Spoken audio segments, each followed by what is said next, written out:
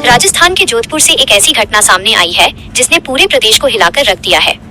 एक सरकारी स्कूल के प्रिंसिपल जो समाज में भविष्य के निर्माताओं को गढ़ते हैं, उन्हें बीच सड़क पर एक कॉलेज छात्र ने अपनी बर्बरता का निशाना बनाया। ये घटना सिर्फ एक मारपीट नहीं है, बल्कि ये हमारे समाज की गिरती सहनशीलता और युवाओं में बढ़ती हिंसक मानसिकता का एक भयावह चेहरा है।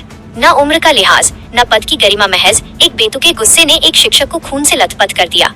घटना का विस्तृत विवरण। यह पूरी वारदात जोधपुर के नागदड़ी इलाके की है।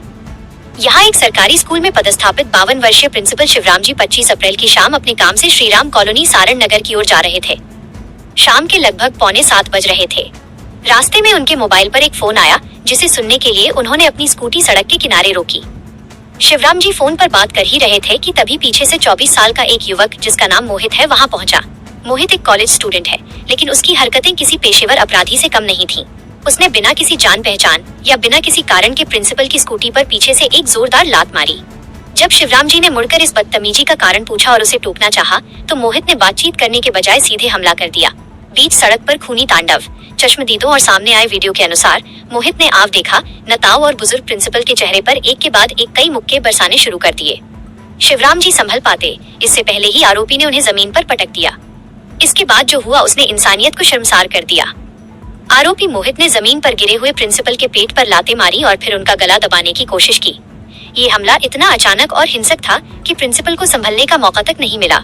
उनकी नाक पर गहरी चोट आई और सड़क पर खून बहने लगा।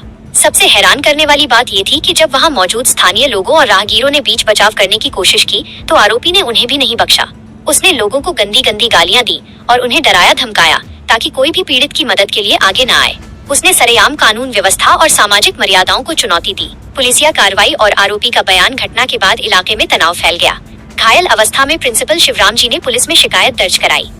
जोधपुर पुलिस ने मामले की गंभीरता को देखते हुए तुरंत जांच शुरू की और सीसीटीवी फुटेज व तकनीकी साक्ष्यों के आधार पर आरोपी मोहित को उसी रात गिरफ्तार कर लिया।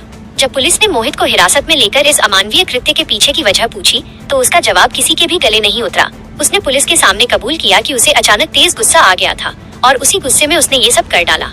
एक शिक्षित युवा का ये कहना कि महज गुस्से की वजह से उसने एक अनजान बुजुर्ग पर जानलेवा हमला कर दिया, समाज के लिए एक बहुत बड़ी चेतावनी है।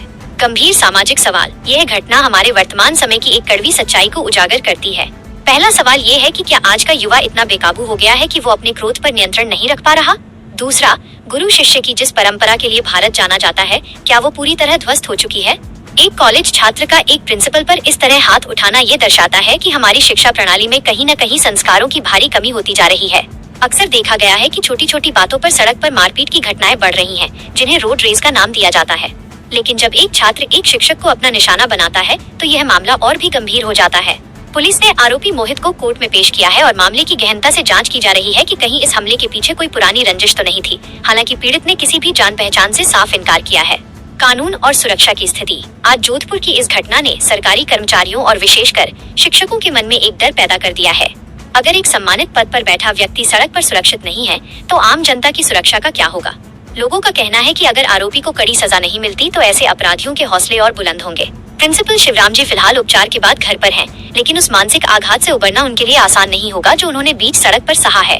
समाज को अब ये सोचना होगा कि गुस्से के नाम पर किए जाने वाले इन अपराधों को कैसे रोका जाए और युवाओं को सही दिशा कैसे दिखाई जाए। पुलिस प्रशासन का कहना है कि मामले में सख्त से सख्त धाराएं लगाई गई हैं, ताकि भविष्य में कोई भी ऐसी हिमाकत न कर सके।